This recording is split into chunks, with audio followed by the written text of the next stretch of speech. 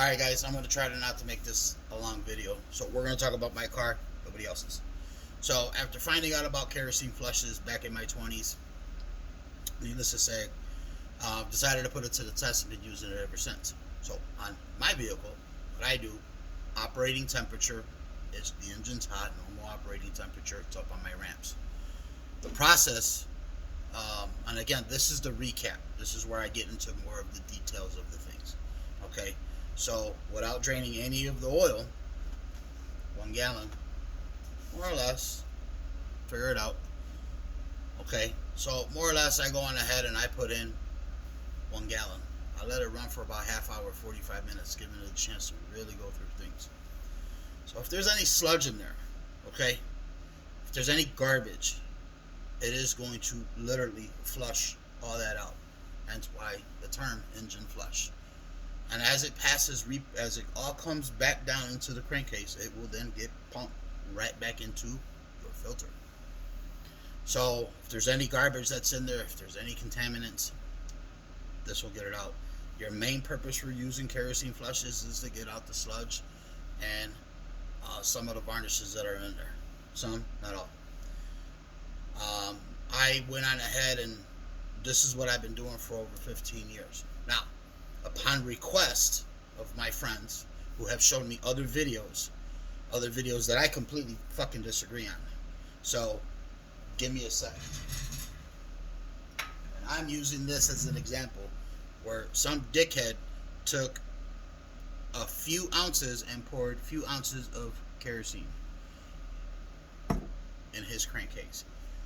You'll be lucky if you can clean the fucking oil cap with that. This is an extreme way of doing things, but it is far more the most effective way. What will end up happening is your oil will then thin. It will thin like racing oil. Racing oil is very thin. Now, do I recommend this for everybody? Use your discretion. Does it work for me? Yes, it works for me. I've done it on other vehicles. I've done it for my friends. I've actually proven some of my friends wrong.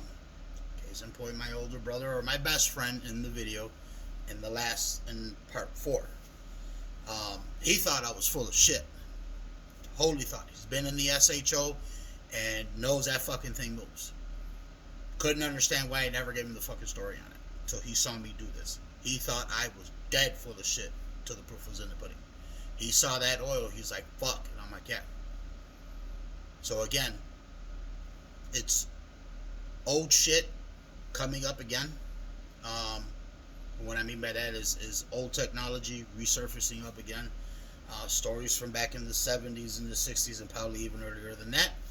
Now people are like, oh, do kerosene flushes, it's the newest shit. Nah, motherfucker, it's been around for a long time. It really has. Now, the proper way of you doing this, it's left to be unknown. We hear the stories that, yes, they've used it, yes, it works, but no one's ever perfected the process. My process.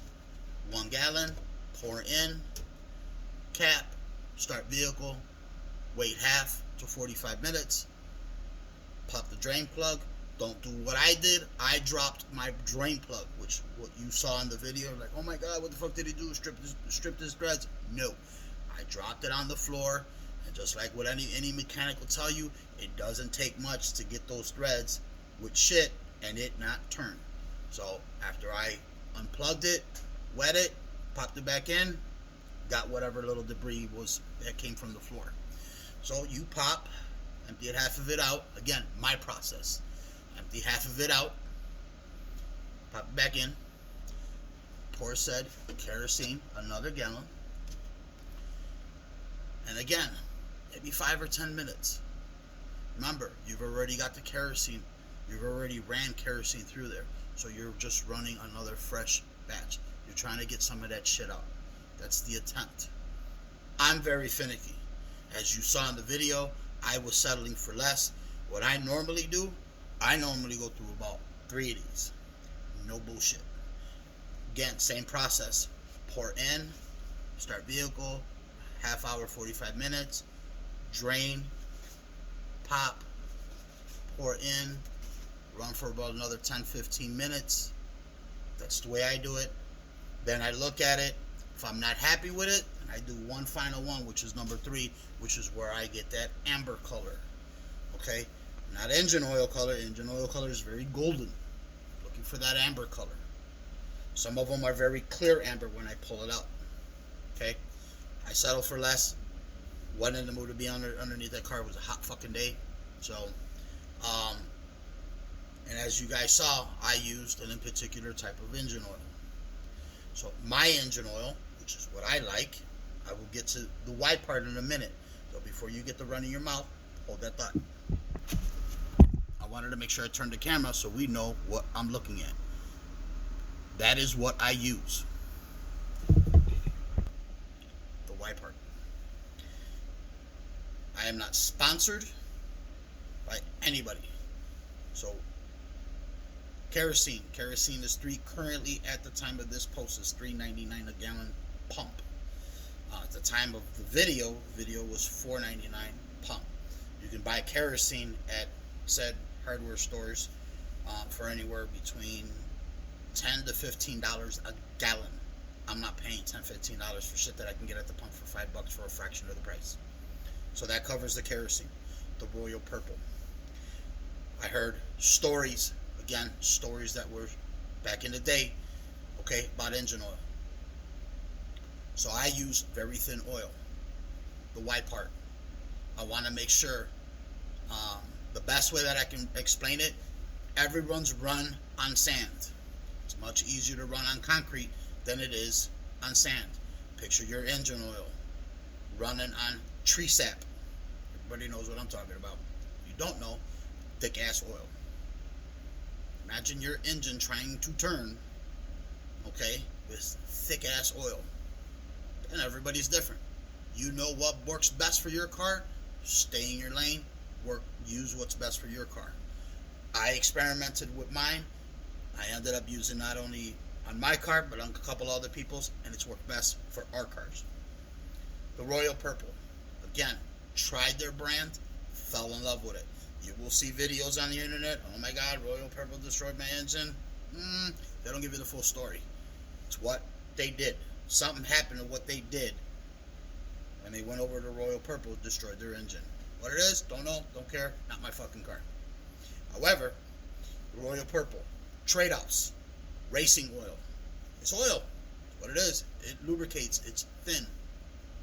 It allows me to guarantee that when I go on ahead and I hammer on my vehicle, and I am with my guys with V8s, I am reassuring myself that I am getting that oil back into my crankcase as quickly as possible. That is going to be very difficult to do when you have thick ass oil that is slowly trying to make its way down. That is a fact. I've talked to many engine builders. We've talked about destroyed engines. The stories are all the same. They look, oh, he ran dry. That's where that came into play. The other trade-off has no detergents in it. I don't care about that. I kerosene flush. I get all the garbage out of it anyway. I don't need the detergents. And again, I take great care of my shit. I engine flush. I engine flush a minimum of once a year. There are times if I beat on my car, and I beat on it as hard as I do, I will go on ahead and I will engine flush that bitch twice. These oil changes are not cheap. So why do I run extra oil? By the time you get into your passages and all your little passages inside your blocks, again, theoretically, by the time you fill all them crevices up, you're probably down maybe a half a quart, maybe a quart, depending how your filter is set. I shit you not, it took about a half a quart by the time them pleats sucked it all up and had some oil in there. It took a half a quart, so that's a half a quart right off the bat. And again, if you're running bigger oil filters, keep in mind, hence where extra oil is nice to have. Your pan may hold 5.5, but by the time you suck it up and put it all in your fucking engine, yep, that's what they don't tell you over at the dealership. That's what the manufacturer does not tell you. They may go on ahead and they may put 5.5, but when they start that engine up, we gotta add a little bit more. So I put in an extra 2.5 quarts. Again, this works for me. It may not work for you. So careful what you do. Careful how you experiment. But it is because of us individuals who do experiments, hence why the racing industry has what it has. Now, is it because of me that there is a racing industry? That's not what I'm saying. It's because of individuals who are not afraid to try shit. Turboing, pro charging, supercharging, tires, people who experiment on their own vehicles and share that knowledge with everyone. Hence why we're at where we're at today with all this performance stuff. Now, do I recommend Royal Purple? I like it. If you compare apples to apples, orange to oranges, weight by weight, you're going to feel the difference. But again, tell you how you use your product. I do apologize for this thing being a little lengthy, but yeah. It says 0W8. It was advertised as 010, but the industry does not notice 0W10, so they rebranded it 0W8. It is not cheap. It is about $17 to $20 a quart, and I use 8, plus my oil filter, plus 3 gallons of this shit, kerosene. So it is an expensive oil change, but again, I beat on it. I do race with my, if you look at my channel, there's one of them where I'm actually keeping up with a V8 Hemi. I don't know if it's, I forgot the size of the engine in there, but it is a Daytona, and it does have the Hemi in it, and I ain't keeping up with them. No problem. So, again, recap. This is the recap version of it. Be careful how you go on ahead and use the kerosene. If you're nervous on using the kerosene, try the one, see where you're at. This will definitely, if there's shit in there, what I mean by shit is sludge. Slug is trapped in there. Many people will say, well, I change my oil religiously. That don't mean shit. I had a buddy of mine who changed his oil religiously, ran the kerosene, black. Why? Because engine oil is like cooking oil. After you cook it, okay, if you look at a cast iron pan or skillet, there's this black crust. There's your sludge. It's exactly what that shit is. It's just carbonized engine oil. If you think I'm bullshitting, try it. You'll see what I'm talking about. So, be careful. Careful with the kerosene flushes. Do your homework. Do your due diligence. See what other people are saying. Don't just take my word for it. I always tell people it's very important that you go on ahead and you go out on the YouTube world, Google, get a feel. Get a feel what people are talking about. Is this person full of shit? Does this person have a point? Is he telling the truth? Get a feel for it. Am I telling you the truth? Yeah, you guys already seen it in the video. And again, like I've stated in my video, I pay for my own car. If I fuck up my own car, guess what? I fucked up my own car. And you guys are here to witness it. But I thought I shared that. A lot of people were asking me about it. They're like, damn, Joe, go on ahead, put something on there. Put something on there. I have a hard time sharing. So I'm trying this. This is something new for me. So hopefully this will help. Again, what do I ultimately recommend at the end of all this? Nice little kerosene flush, if you choose, and use what's recommended for your car. If you want to move over to Royal Purple and then feel the difference, cool. Use a stock oil filter.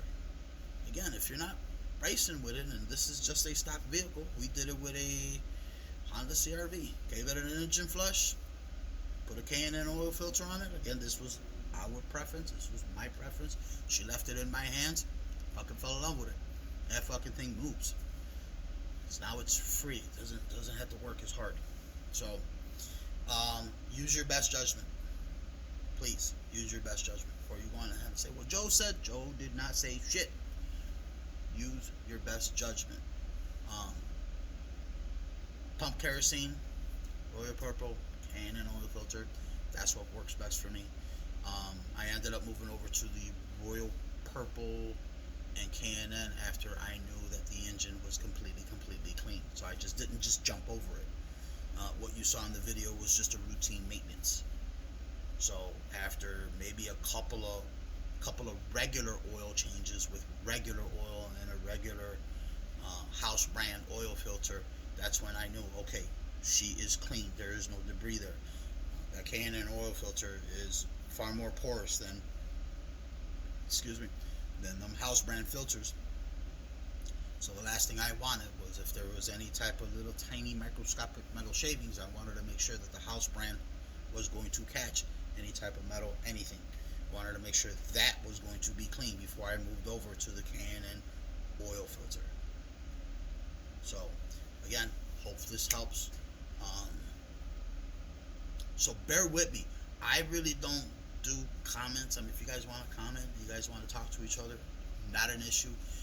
I'm not a YouTuber, so I'm just, like I said, I'm trying this out. So if I don't respond, don't get your pennies in the bunch. Fuck, I have a hard time responding to my son, and he lives with me. Times he talks to me and I gotta look at him and be like, dude, I'm not even paying attention to you. I know that's fucked up, but sometimes you gotta tell the kids the truth. Alright? So, good luck with you guys with this kerosene flush. Hopefully this helps. I may end up doing another video on another vehicle just to kind of prove the theory that yes, it does work. Yes, there's some real nasty fucking cars out there. I wish I had the opportunity to post pics. So, but it is what it is. Videos it is. Alright? That's your boy.